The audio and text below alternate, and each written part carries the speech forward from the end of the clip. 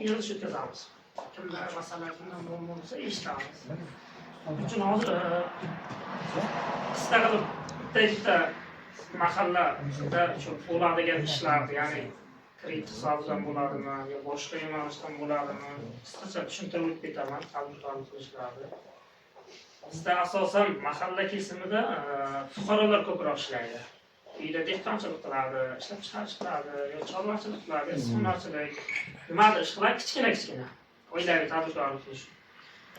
Shunga asoslanib bizni Agrobank boshqaruvimiz tomonidan, bosh ofisimiz, respublikamiz tomonidan shu mahalla kesimida 3-4 ta kredit dasturlari ishlab chiqilgan. Ya'ni mahallada aholi uyida qiladigan ishlar uchun mahalla loyihasi degan kredit turimiz bor.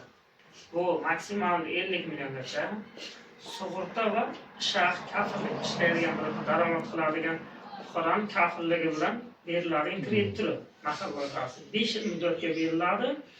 2 yil imtiyoz davri bor. Ya'ni 2 yilda faqat foiz qismi to'lanadi. Kimdir kredit olgan bo'lsa, ishlaringizdan beriladi, ya'ni plastikka tashlab beriladi. Oldingidek ta'minotchi o'tadi. Bu yerda ta'minotchi ozgina pul ishlatadi. Fuqaroga borib qo'liga ketguncha yoki nimadir ish qilaman desa, misol uchun bozorda 1000 so'mlik narsani ta'minotchi 2000 so'mdan qiladi. Bu shunday davr bo'ldida, o'tdi shunday davrlar. Endi bundan keyin shu dasturlarni ishlab chiqib, mahalla loyihasi yo'nalishi bo'yicha 50 milliongacha plastikka tashlab beriladi.